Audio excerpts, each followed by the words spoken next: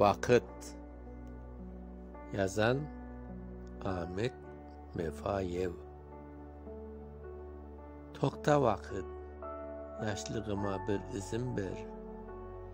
Gönül hayat sefasın, tadın alsın, şirin gece kucağında. Şirin dülber, sevdaların kökreginde. Sevgi cansın, lakin vakit toktamadı. Geçti yıllar, yaşlık geçti. Geçti bizim güzel devran. Elbet dostum, tabiatta bu kanun var. Vakit için hiç toktav yok.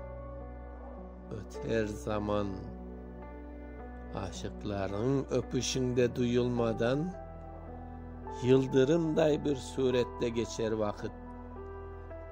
Hastaların töşeğinde aşıkmadan, acınmadan,